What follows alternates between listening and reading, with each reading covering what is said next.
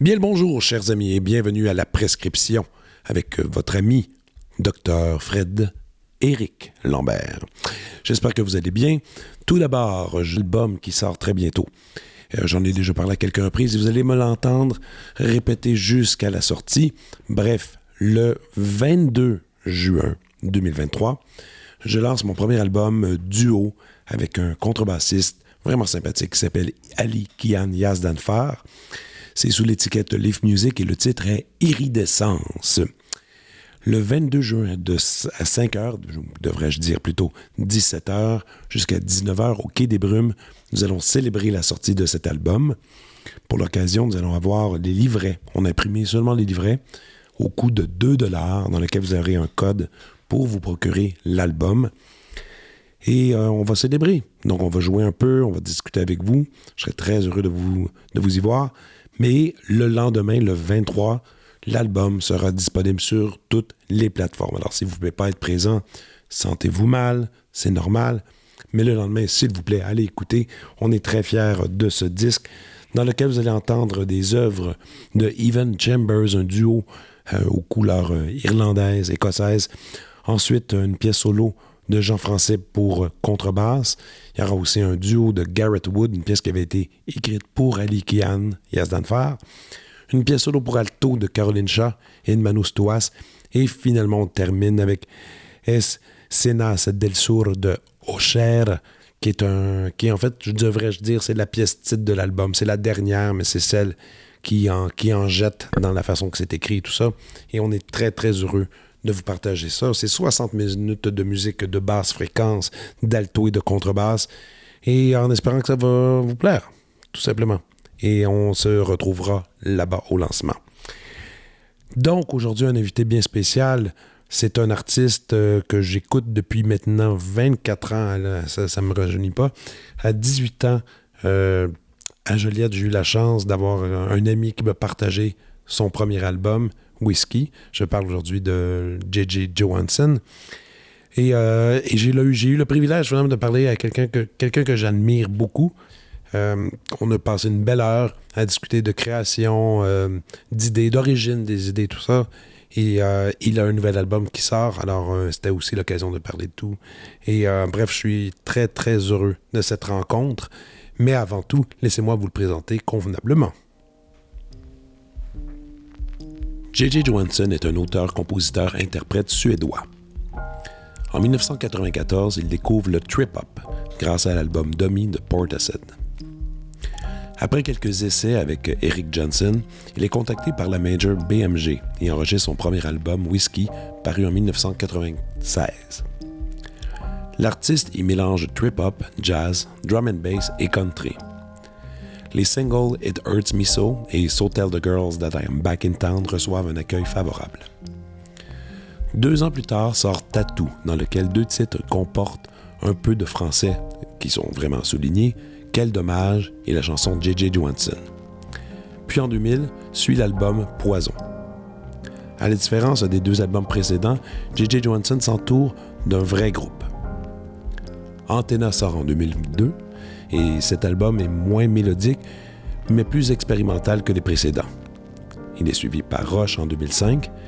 Discret au possible, cet artisan de musique électro-minimaliste conduit son œuvre à sa guise, hors des sentiers battus avec les albums successifs The Long-Term Physical Effects Are Not Yet Known en 2007, Self-Portrait en 2009, puis Spellbound en 2011 et Cockroach en 2013. Sa 10e production, sortie en 2015, Opium, marque les 20 ans de carrière de l'artiste, dont le succès ne se dément pas d'album en album. En 2017, il publie un nouveau disque, Bury the Hatchet, et puis en 2019, King's Cross. 2021 sera marqué par la sortie de Roach Catch Test, et ce vendredi 8 juin 2023 sera la sortie de l'album Fétiche. On peut le définir comme étant un crooner, un dandy musical. Sa musique est difficilement classifiable. Elle évolue entre jazz, trip-hop et dance. Beaucoup d'arrangements utilisent des sons électroniques, en particulier les parties rythmiques. Sa voix particulière, aiguë et caressante, androgyne, envoûtante, met parfaitement en valeur ses textes mélancoliques d'une tristesse profonde. Voici ma conversation avec Jay Jay Johanson.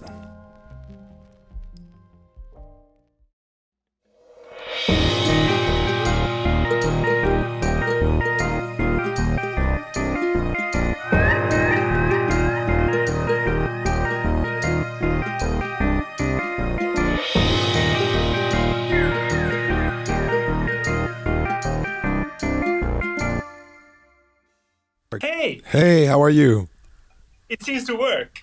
It works. It works. Let me see. To be honest, the Instagram thing, I never tried it before. So So I've done like both Zoom and FaceTime and things, but the Instagram, it was worth checking, but it didn't seem to work. no. It's perfect. I think Good so. morning. Good. Oh yes. Thank you. So you had lunch, I supposed. Yeah. Good. So are you excited? New album coming? Yes.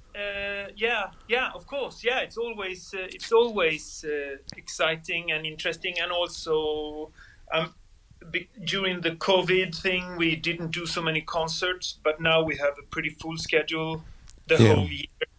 More festivals this summer than before, and the September, October, November is fully booked, so that's really good. And I guess next year will be a little bit as well. I just hope that they're gonna bring us to Canada again, because it's been like years. Oh, yeah, it's been. I've seen you.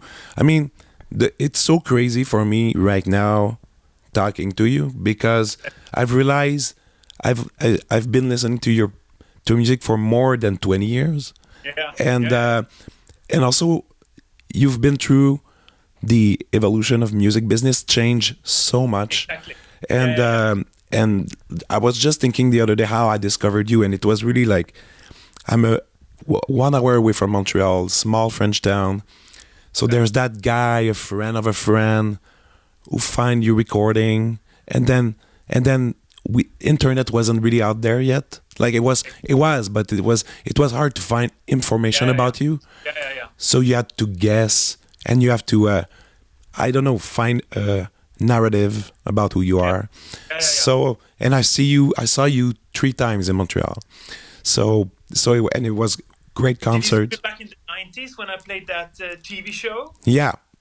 Yeah, that was really cool. I saw that. I saw you with Poison when Poison came out, and I saw you after. I think it was right after Tina, but it was a small theater, and then I think was it the last time? I think So, but how many times did you come to Montreal? Well, maybe 5, 6, yeah.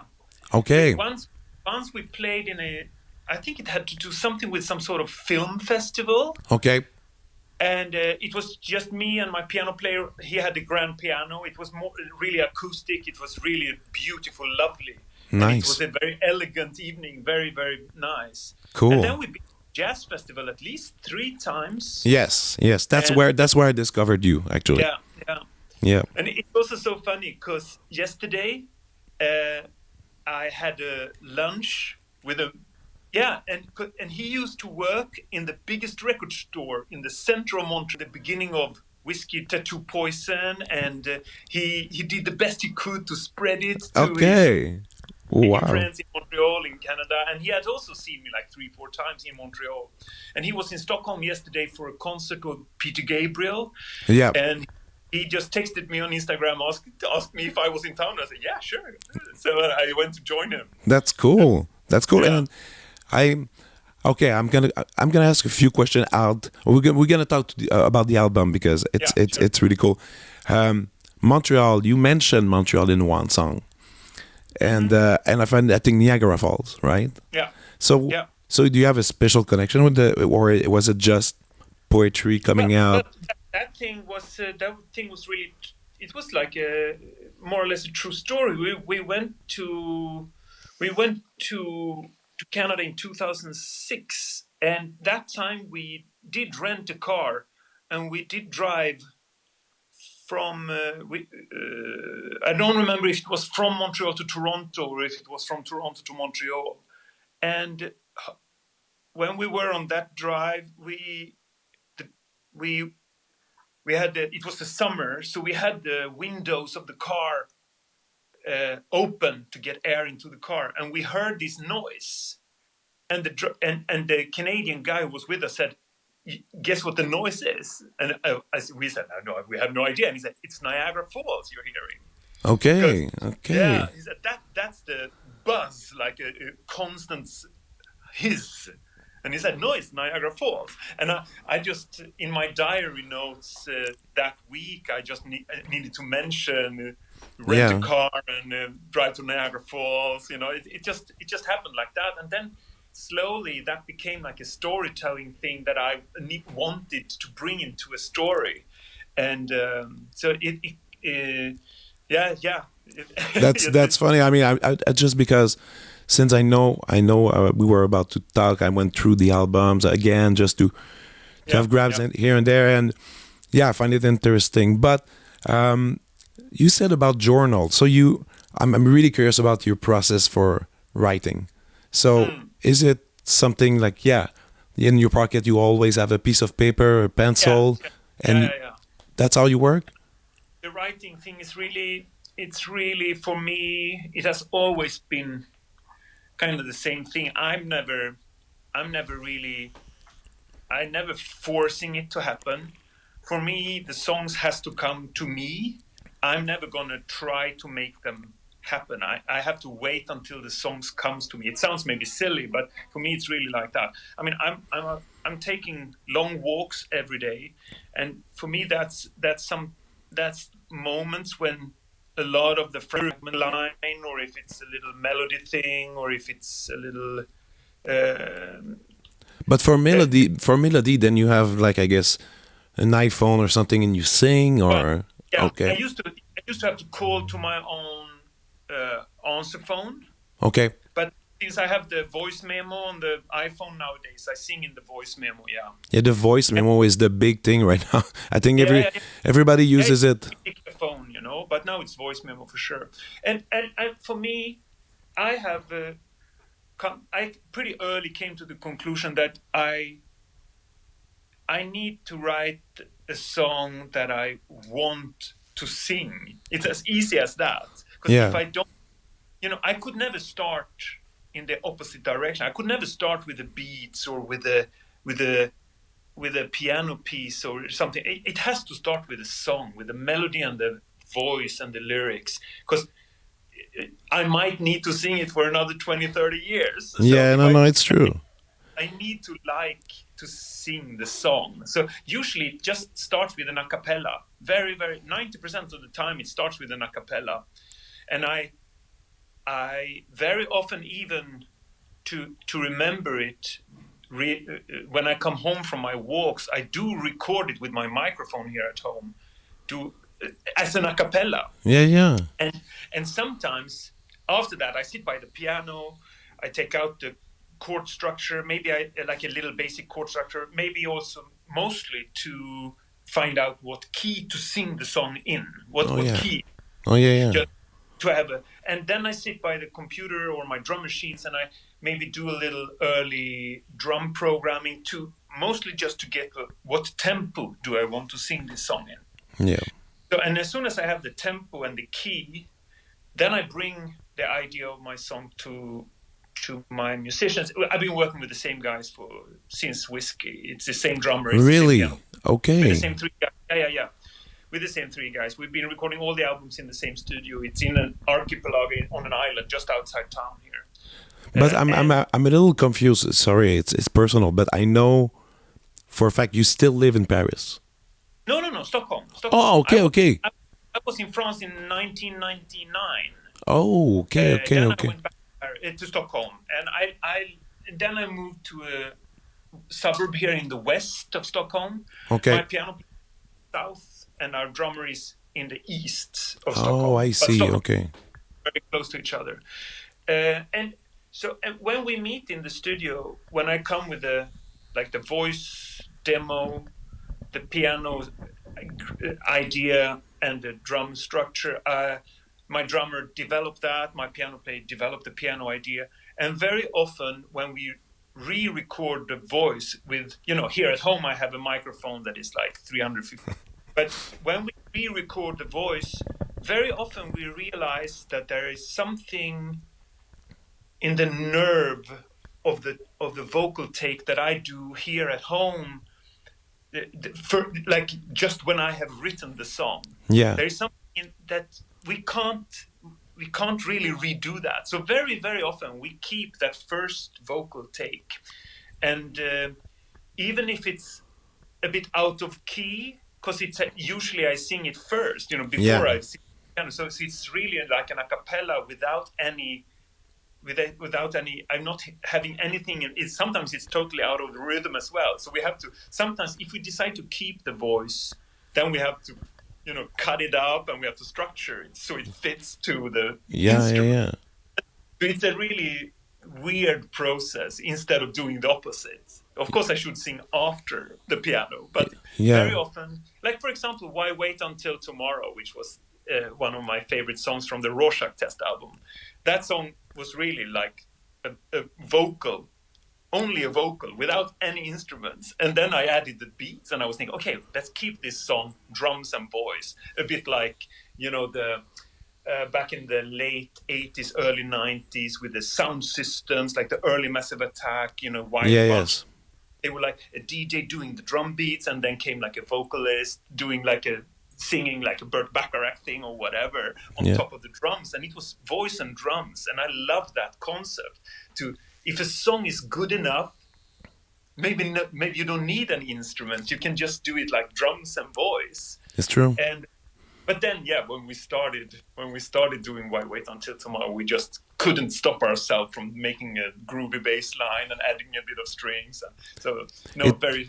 But that is the process of almost every song, But it's so original, because I never, listening to your music, I always thought, okay, he heard some, I don't know, like some jazz chord there, and but basically what you're saying is a kind of a collage that you're making around the voice. That's pretty cool. But for sure, like you say, jazz is something that I listen to every day, and there is something that I have listened so much to, my Chet Baker, my Modern Jazz Quartet, the jazz catalog in the source inside of me is so vast and so big. So for me it's probably impossible to write or compose without picking fragments from inside.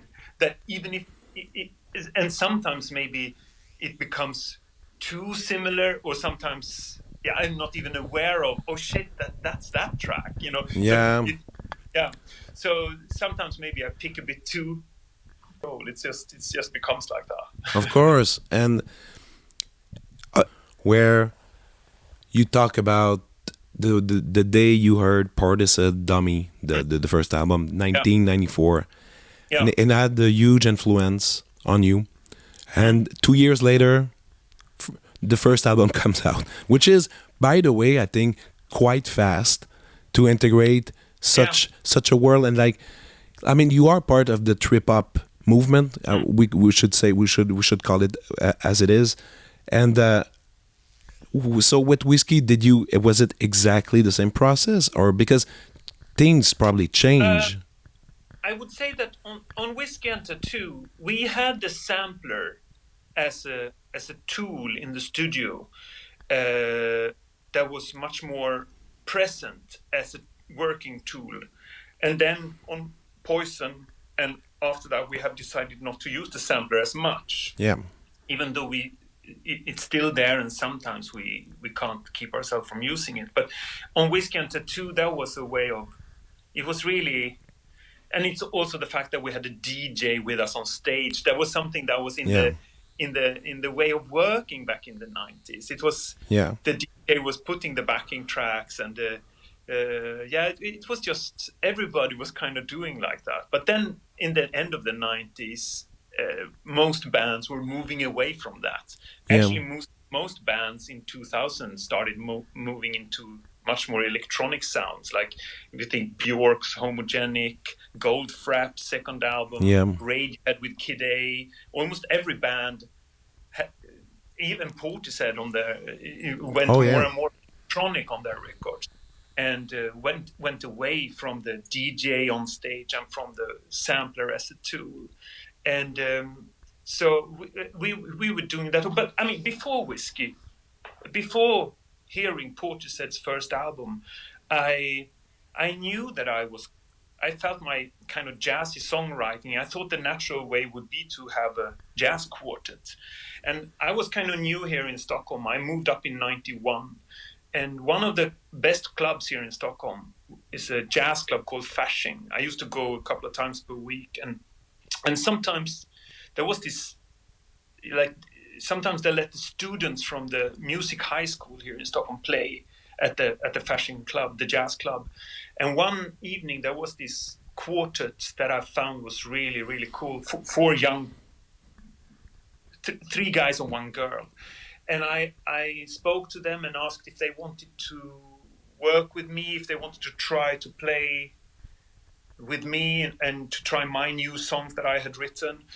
And at that time it was The Girl I Love Is Gone was written. It was 1994 and early 94. And so tell the girls, we played and we had a couple of concerts, but I just felt it was too old-fashioned. It was too boring because it just felt nostalgic. It didn't feel like my songs was taken anywhere. It was just like a retro thing, and I didn't really like that. And then luckily I was working at a record label, at a music magazine in Stockholm, as an art director assistant. And so we at the magazine got promo tapes sent to us from the record labels. So we had a really advanced copy of the first Portishead album, Dummy. The single was released, Number was released in April 94. And then Dummy wasn't released until September, I think, if I remember right. But we got the album on a cassette before the summer break. So I guess we received it maybe in May. And I asked the guys at the office, can I take this tape over the summer break when everybody goes away? And they said, yeah, sure, we're going to review it after the summer. So I took that tape in May, I guess it was. And listening to it, I was kind of both in shock because it was the most beautiful album I had ever heard. But also, it also gave me the idea of jazz could be produced in another way. It doesn't need to be with a traditional jazz quartet. So it really gave me the idea of getting rid of that quartet and to start trying to do something of my own. I started by playing my hip-hop 7 inches on 33 BPM on my turntable to slow the B-sides down. And I was listening to a lot of soundtracks at the time, some French ones and some Bernard Herrmann, some John Barry. And I was just trying different... It was like a DJ thing with the soundtracks and the slowed down hip-hop 7 inches and to sing The Girl I Love Is Gone on top of it. And so the first versions we recorded of The Girl I Love Is Gone was really like sample based. But then when we recorded it properly for the album, there is no samples on that track. But it was definitely Portishead who gave me the idea to make it more modern. Try to make, And about your musical background, your musical training, let's say. Is it classical? My parents don't play any instruments, but we always had a piano in the living room at home, and they put us all in piano school when we were kids. And my brother was 7, but I only played like 2 years. And then I went into learning clarinets and saxophones. and I. Do you still play? Well, I play piano every day. Okay. The only instrument I really feel close to, actually. But I think early I realized that I didn't want to be a perfectionist on any instruments. I didn't want to be really. I preferred to know how every instrument function. So I was hanging out a lot with people who was playing string instruments because I wanted to know how to write for them. I I was for a short while I was playing the saxophone in a big band. That was really cool. I really liked to play these 30s, 40s Americana things. That was, a lot of the harmonies at that time, you could really hear that it was kind of written for when the soldiers came back from Second World War. So let's write a piece to welcome them home. It has to be sad because they lost all their friends, but we have to write it so we cheer them up at the same time. So there's something so interesting in the chords in this kind of Glenn Miller thing and such. Yeah. I really like it. It's a fascinating thing to. So it was also fascinating to sit and play. I was playing saxophone in the big band. But no, I didn't really like any instruments. I don't really like my voice as an instrument either. But I like to write songs and I like to arrange. I like to. Is that your favorite thing? Or, I mean, music is a vast experience, but concert or research for an album, what do you prefer to do? I think my favorite moment is when the lyric and the melody comes together and becomes a song, even if it's just here at home and me alone. Yeah. When I realized I wrote a new song, Yeah. that is for me A great moment. the best moment. Yeah. And then of course, like for a painter, I guess when you work on a piece and when it's finished, the satisfaction you get for yourself when the piece is finished, and then the satisfaction you get when you hang it in the gallery and you show it to the audience. So yes, the first time and my followers or my fans hear it on maybe on Spotify or YouTube or whatever, and then when they hear it live, yeah, sure, that is also a pleasure for me to see the reaction. And it's also so direct because sometimes you realize that the audience there, yeah, because for example, like a track like Fine ago, we started playing it live a couple of times, and it's really lovely to see how the audience who has never heard the song, how they embrace the track. It just takes a couple of seconds, and then we just feel the warmth in the room, how well they receive the new song. So because sometimes it's not as obvious, but that song, for example, I really felt, oh, they love this. This is great, and then that is of course a magic moment for me as a creator to feel. Of course. And those albums, except one album, title is a huge sentence. Usually it's a one word to describe, which is, I find interesting. When is that word always in your mind when you're writing the album, or the word comes after? Like, let's say, like, let's talk about the new album, Fetish. Yeah, it's very often it is a key word that is there during the whole process. Not always.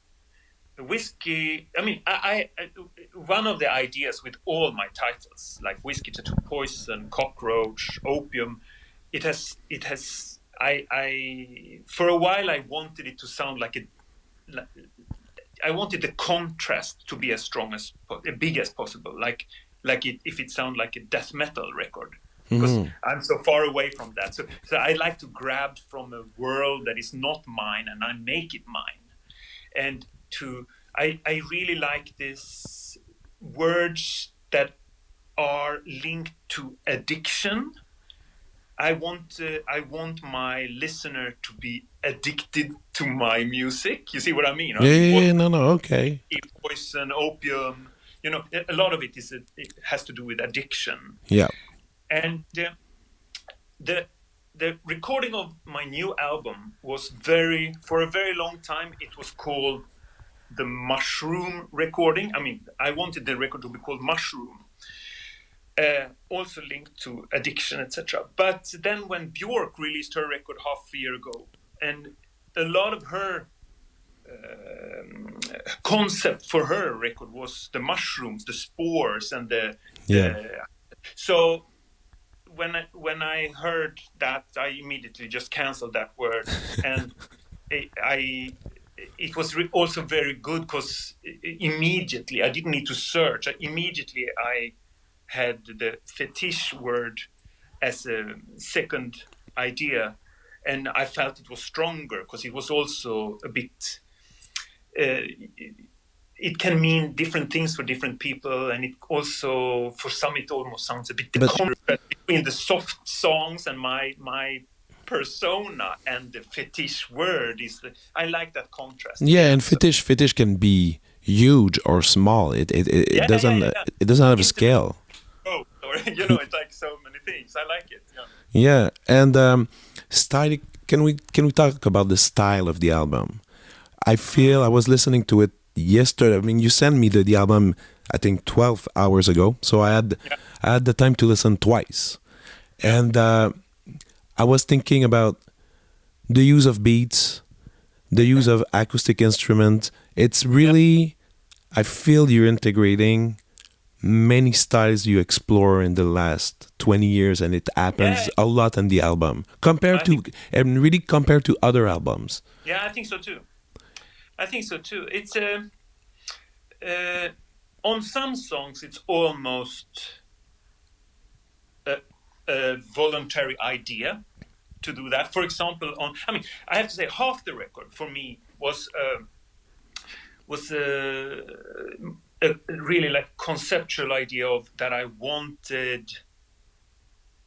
I have had it for a long time. I wanted like a modern jazz quartet. You know them. I mean, Milt Jackson, yes. etc. I wanted a modern jazz quartet with the vocals, but the drummer would be more like a modern drummer. But to have like a jazzy piano player, a double bass, a vibraphone, and the drums and the voice as the main ingredients, because to me that is like the perfection of sounds together. So I recorded half the album like that with the double bass, vibraphone, piano, and my beats programming. And of course, on a track like Puppet on a String, when I decide to go drum and bass, and in the end, that I know it's, for me, drum and bass will always be underground. It will always be alternative and weird for most listeners, even though it's a nowadays it's such an old-fashioned thing because we don't really think about it anymore. But it just, for me, it fitted so well to do some sort of jazz with drum and bass. It's the same too where we did bossa nova with drum and bass, or on Whiskey on I'm Older Now when we did a waltz with drum and bass. I think it's the only time that it's like a waltz in drum and bass, and I just love the fact of playing with it, because for me, as a drum machine programming guy, I love drum and bass. It's the most fun I can have, So to have the live drummer play his jazzy thing, and then I think it's, for me, it's really fun. And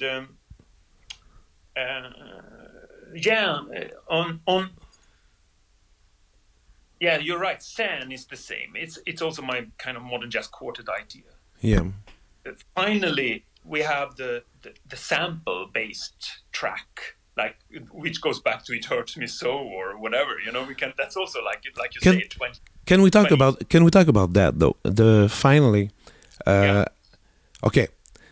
Every album, I mean, I'm all game on that because any album you did, I always have a track that I'm gonna listen over and over, and to me that the one is finally. Yeah, I know already. Yeah. And Same here. and I can tell you directly that finally will be a song that I will probably play for another 20 years. oh on yes, stage. oh yes. I feel it. Yeah. And so you picked Brahms Symphony Number 3, third movement, Poco Allegretto. Yeah. Can you explain me why? Waltz, and I cut it up in 4 beats. I know. 4/4. I know. Yeah. That's funny. That I find it hilarious because it is. I've played that symphony many times, Yeah. and when it started, I was, wait a minute, what's going on? It's not exactly the same. I went to my music to look the score, and I was okay. He played with, but why Brahms? I'm going to tell you the truth. Yes, please. You know, on my third album, Poison, I was totally obsessed with Hitchcock's Psycho, both visually and Bernard Herrmann's soundtrack. Of course.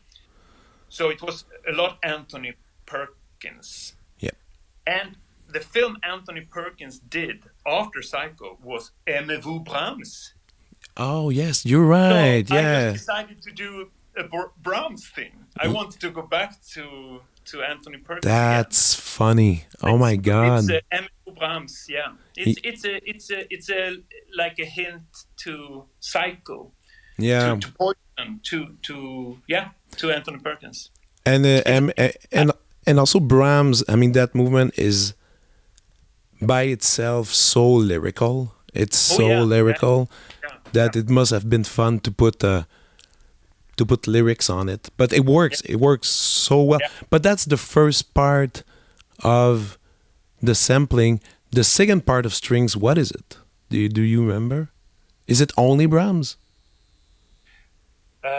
No, but we have added my bass player is playing bass, my keyboard player is playing. Yeah. But on the there's the refrain, there's the couplet, and then on the B part, there's some very powerful strings happening, and I was wondering, but it's No, it's Brahms as well. Yeah. Oh, It's from the same. It's fun. It's funny how but Doctor brought you to. I love the story. I love it. But talking quickly about Poison, when you were around, yes, about that style of Hitchcock and also Bernard Herrmann's music. Did you have any problem with Hitchcock estate family or anything like that? Because No. they are so protective of anything related to it. Yeah, but I think it was just nothing was really stolen. It was just a huge tribute, you know. I know. I mean, the birds are there, but there was nothing that was. Yeah, okay. The face on the floor was maybe too similar now when I look back at it. That picture, but otherwise it was. I think just an obvious inspiration. The record cover of Whiskey was. I wanted it to look like One Flew Over the Cuckoo's Nest, Jack Nicholson. Yes. The first, it's funny because a lot of the press pictures for One Flew Over the Cuckoo's Nest, Jack Nicholson is standing behind a fence, like a grid like that. And we were having the photo shooting behind a fence like that. But we felt the background behind me was too messy. So we just shot in another angle, and then it was that clear background that became the record cover photo on Whiskey. So my persona on Whiskey was Jack Nicholson, and on Poison it was Anthony Perkins. But no, we never had any issue. I don't think they. Of course, they see that I have been extremely influenced by. Yeah. But I think it was. I think I'm not the only one who's touched that. No, of course. And I mean, we have then you opened the door talking about Jack Nicholson, Anthony Perkins. I mean, cinema has a huge influence in your heart. And What is it about it? I mean, are you just amateur, or you watch tons and tons of movies, or? I think I probably don't watch as much now as I used to do, but I mean, for example, when the day the Joker trailer came out, what is it, 2-3 years ago?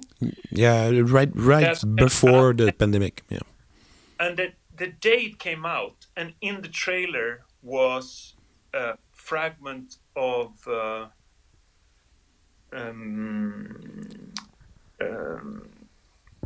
Send in the Clowns. Yeah. A cover of Send in the Clowns, and I put it online as a tribute to the upcoming Joker film, and I just directly felt,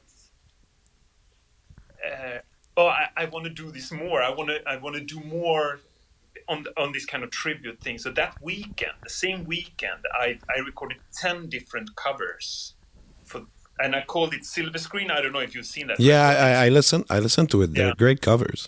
It was fun. It was just one weekend with a lot of reverb and delay and synthesizers, kind of me alone here in the living room, and then and when the film came out in the maybe November, December that same year, I felt it was also definitely a character I could dive deep into, as I had done before with Jack Nicholson and Anthony Perkins. I thought it's not often I feel as absorbed by cinema as I did on these 3 occasions. I mean, of course it happens. I watch a lot, but not crazily enough. I mean, I try to, for example, before each Academy Awards, I try to have watched as many of them as possible, so I know what they are voting about. But this year, I had only seen a few, and didn't really make sense to watch the awards because I had only seen like Tar. I had seen something else, but it was too many. I mean, it's hard to keep up. It's hard to keep up sometimes. Yeah. But cinema as well. I mean, you did that tribute album. You wrote for film. 2 soundtracks. Two soundtracks. Sorry. 2001, 2011. Yeah. Is it something you enjoy? I mean, composing for films. I mean, what I like with it is that I don't need to tour with it, and also it's good because I don't necessarily need to sing on it. Yeah, exactly. Just a pure sitting by the piano composing thing, which is great, and nobody is expecting anything from me when I do a soundtrack. When I do my records, I know that a lot of my fans want me to be in a certain way, or the way that they remember me the most, or but making soundtracks, I can be completely free. I like it. Yeah, I like it, and also I like the dialogue I have with the director or the filmmaker, because if they have come to me, if they have asked me for the music, then it's very interesting. What is it they like with me? Why have they? I think it's interesting why people like me. You said just right before they expect something from the past. I mean, some memories about the sound you have. Are you sensitive about it? Do you give yourself some pressure about that? Well, the good thing in my career has been that I have never had any pressure from the record labels.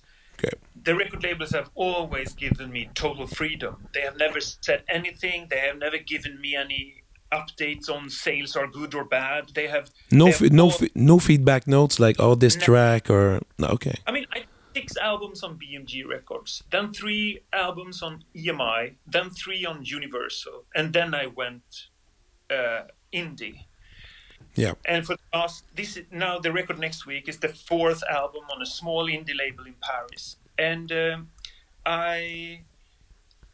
way I was signed back in 1995 was there was a girl who was an A&R at BMG Records, and she was only taking care of foreign artists to be released in Sweden. And because she discovered me and presented me to the BMG boss, he said, okay, let's do this project, but he told the girl that she had to take care of it as if it was a foreign artist, even though it was in Sweden.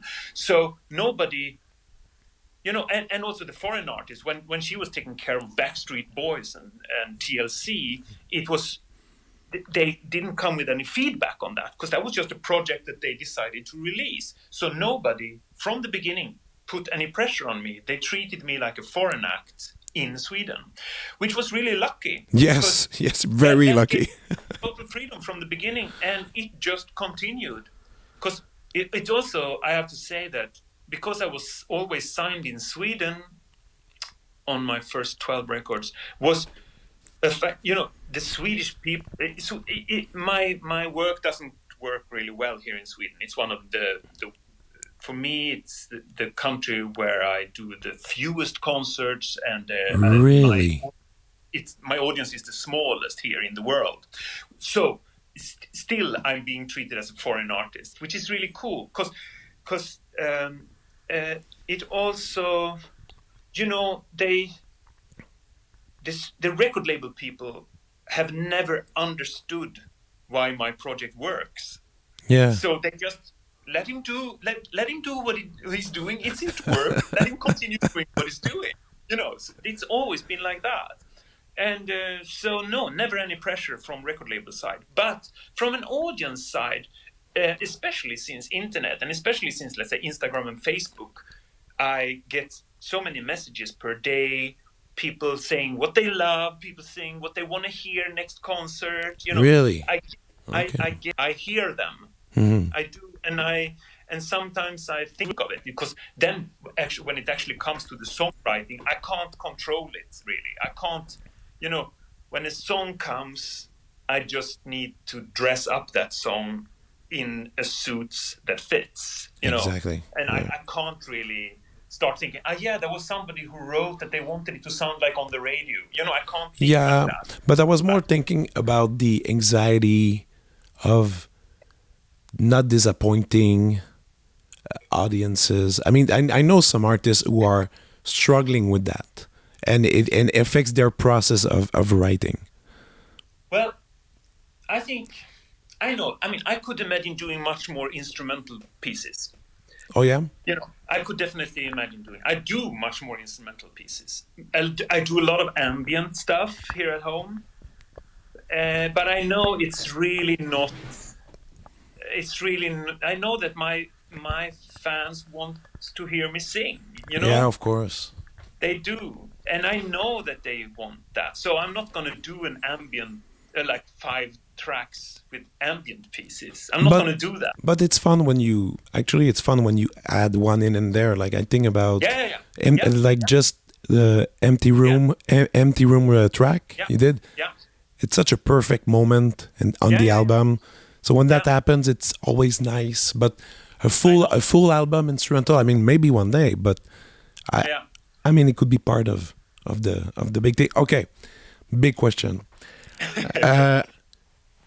I'm so amazed how full of energy and joy you are right now. And I've never ceased. I know, but the thing is, of course, it's the picture of you, it's the music as well. A lot of people will associate your art with sadness, of course. Yeah. And it's okay. I mean, it's part of you are extremely good of expressing sadness, but you cannot always live in sadness, I guess. No. When it's exactly that, because the songs are created in a lonely, intimate situation, and that's not the majority of hours per day for me. I mean, most of my time it's with family or with friends around, but music is definitely, the song is created in loneliness, and then even when we arrange and produce, I got my musicians around. So it's already, it's not, but the actual moment when it's written is probably much more, that's the focus of, when I try to be as intimate and private as possible and personal as possible, dig as deep inside my persona, then it's going to be something probably more unique or intimate out, something that nobody else could have expressed because they don't know me. It's only me who can do that. So yeah. But no, I mean, most of the time I'm a very lucky guy. I'm a very happy guy. I'm living a life that I never thought would be possible. I'm having a career still after 27 years. It's crazy. Which is, it's good you're saying it because it's true. It's hard to be a musician these days. It's really hard to stick there, and records don't sell anymore. And you in your style of music. I guess the LPs are quite popular. I guess. Yeah, sure. So that's a good thing. But and then you have to make it like you always a quartet for shows or trio sometimes. We are, that's also a good thing because it's really up to the budget. My booking agent has, when he is out fishing for gigs, some countries, they can't pay that much. So we say, you know what, we're not going to say no. We say yes, but we come on duo, just me and my piano player, and we got the samplers with the beats and stuff, or strings on the laptop, or so sometimes we come on duo, most often on trio, and if it's well paid, we're 4 on stage. No, yeah, of course. And you did, I think I saw maybe a few years ago, you did like a live concert with almost a full orchestra, right? Yeah, string orchestra, 16 pieces, I think it was. Did you like it? Did you enjoy performing? I did like it, but I also felt it's not necessary. Okay. It's nothing that needs to be repeated unless it is something that I get invited to do. Then we're not going to say no, because it is fun, but I'm not going to try to force that to happen more often. No. Yeah. Why? Because pressure, or because too many people on stage, the intimacy? Was I just felt it was not necessary. Okay. I think because when they are on stage, it became, I noticed directly on the audience that, of course, directly, the audience was sitting down. It was in auditoriums. People were sitting down and they were behaving much more quiet and correct. And I guess we prefer the rock and roll attitude of the audience. We prefer standing audience. We prefer it to be like more direct and more, so to me it was too, I don't know, it was too chic. Yeah, it was very official, let's say. Yeah. And I don't think it really is my thing. But sure, if I'm invited to do it again, we're gonna do it. But what about the punk, as you said, the punk rock concert attitude? The audience changes a lot. I mean, people are using iPhones. They kind of talk loud during concerts. Yeah. That doesn't bother you. You're able to like. No, I think it's we have, we play in countries where a person of the audience is drunk, and I think it's, we are already on stage unpredictable. We don't know what's going to happen, and I like when the audience is the same. We don't know what's going to happen. If they are going to, I think a live situation needs to be, it's interesting. I I used to go a lot to rock music festivals and concerts in the 80s, in the 90s.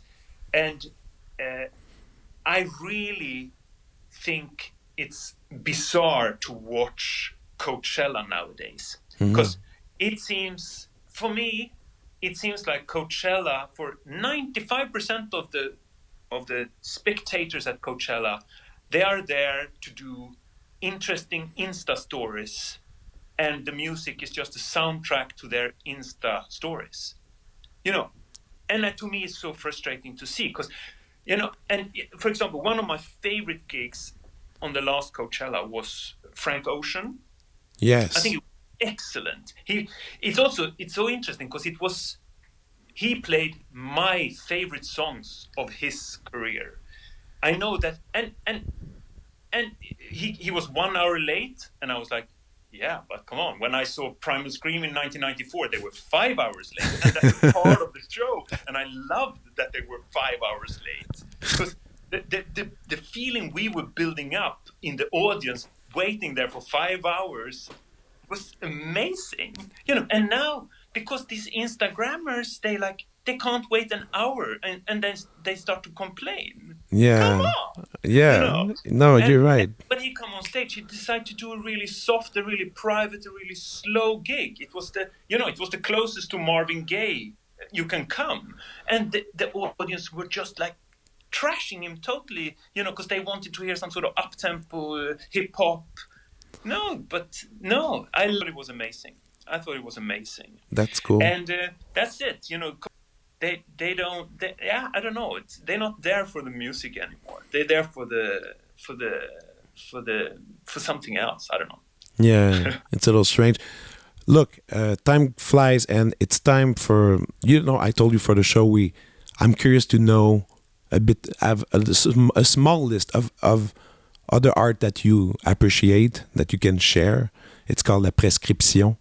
So I was wondering if you have a few suggestions. It could be a movie, a book, or even an album on another artist that you enjoy. It could be these days, or it could be also like a classic or anything that you want to share.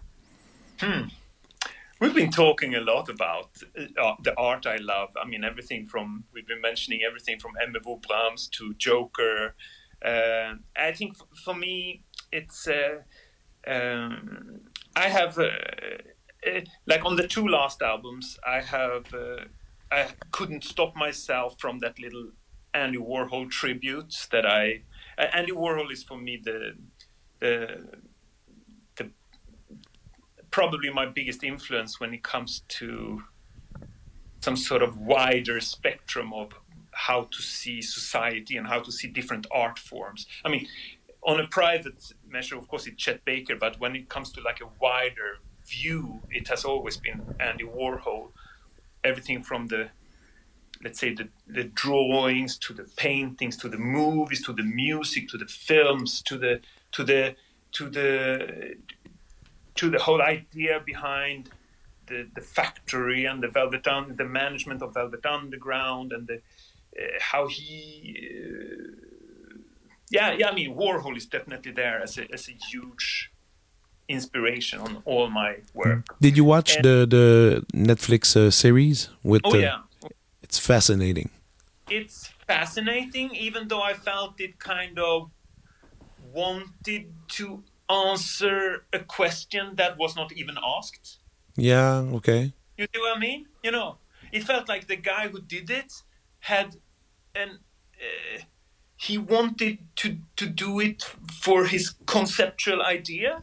And of course, everything he showed was great, but it felt like there was something, I don't know, there was something in the whole topic of it that just didn't really make sense for me personally. Yeah. No, but I know it was great. It was great. A lot of things was great, well said and well shown.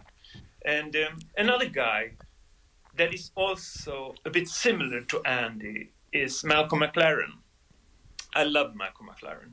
I think what he did from art school, from fashion, into management of Sex Pistols when he was still young, making his first album, Duck Rock, which was one of the first world music records, blend, like first to pick up hip hop and rapping and African and I think, and then what he continued doing just like 2 years later when he went into opera and then he went into Paris and jazz. He was so interesting as a personality. For me, almost as interesting as Andy Warhol, because it was not about, they couldn't stop being interested in all the different art forms. They needed to involve in the whole spectrum of society. Everything we see, everything we hear, everything we wear, everything we architecture, whatever, And I love that because I can't stop myself from being influenced or involved in that. I mean, I started as a graphic designer or artist. I still can't. I don't stop myself from painting or. You still paint and. Yeah, I all the different art forms as important as my music. It's just that it's the music that is what brings the food on the table. Yeah. But I'm as involved in every type of art. I'm as interested in fashion when I'm at the fashion week in Paris and the shows. It triggers my creative source as much as listening to music or going to concerts. I think all the different art forms are extremely important to me, and I think nobody have done it better than Warhol and McLaren. So you like museums? I need them. Exactly. Yeah. Source of food. Yeah. And what about literature? Are you? Do you give yourself time to read? Because literature is something that. I mean, I love books, but the fact is that it just takes too much time. I know. And I don't have that time because I need to work. Yeah. I don't put myself in that situation when I'm sitting still for so many hours. Yeah, no, I get it. I need to create. I need to do things. So no, I don't read. I maybe read 5 books in my life.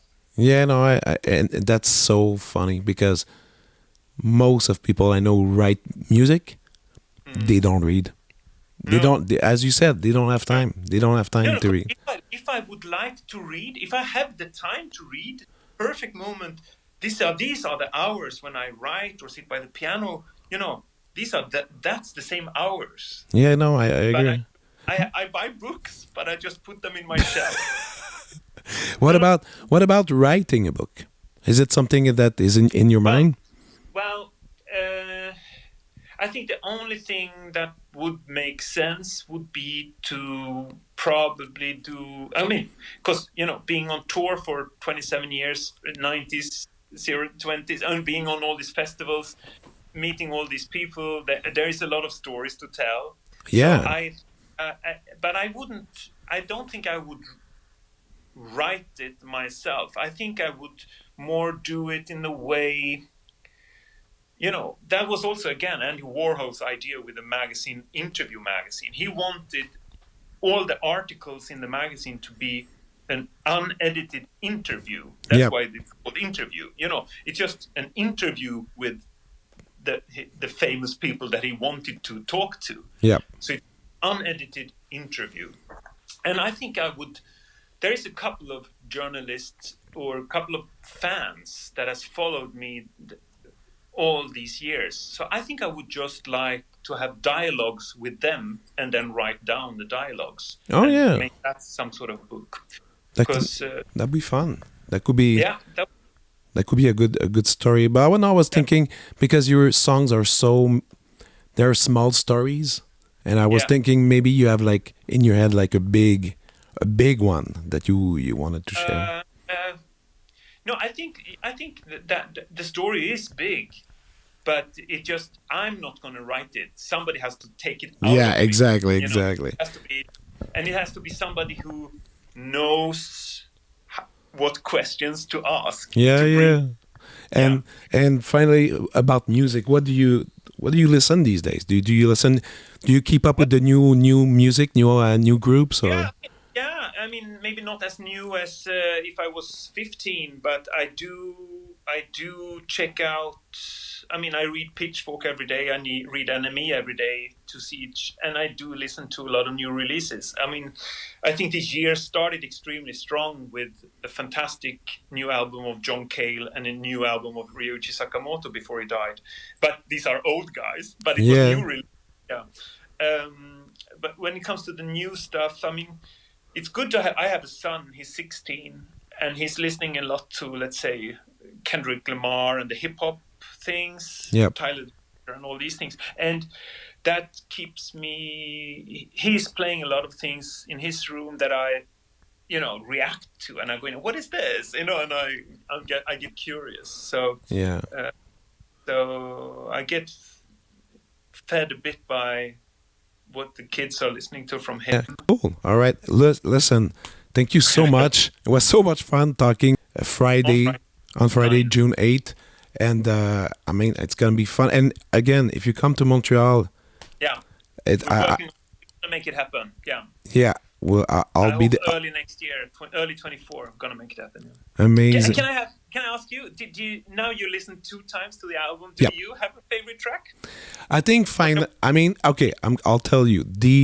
My favorite, my go-to was definitely finally. Finally was I listened to it. I had it's gonna. I don't know. Maybe you're gonna laugh at me, but I mean, Jeopardize. Yeah. I really enjoyed that. Yeah. For me, it was. I really love the coda, the last 4 minutes, the instrumental part. That again, I really enjoy doing instrumental pieces. And when we did Jeopardize, I just felt wait. Let's continue. And I asked the drummer to be more like. To create more like a dub thing, and the guy we did the synthesizer strings, I asked him to develop it more, and then after a while I just let the piano player join in, and so Jeopardize for me became interesting too. The thing to be honest is I always like, okay, what I like the most, and I'm that type of fan, let's say, is when you break the rules of your own song, of structure.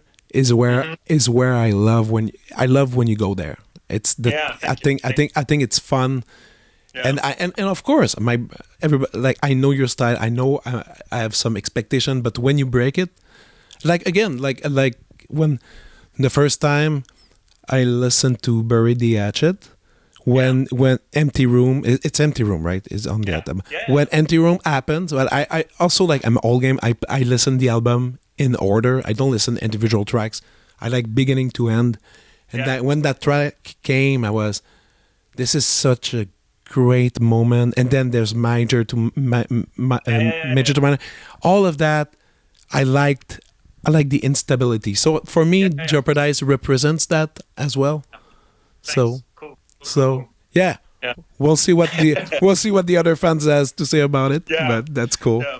All right. Hey, have a good day. And see you one day. Absolutely. Cool. Take care. Bye-bye. Bye. Vous venez d'écouter La Prescription avec Dr Fred Lambert. À l'animation, Frédéric Lambert. Réalisation, montage, recherche et bons conseils, Olivier Chamberlain. Au logo, Joël Vaudreuil. La musique, le groupe Crabe. Jérôme Minière, Philippe B., Ben Chémy, Guillaume Beaulieu et Vincent Vertefeuille. Merci d'avoir été à l'écoute et à bientôt.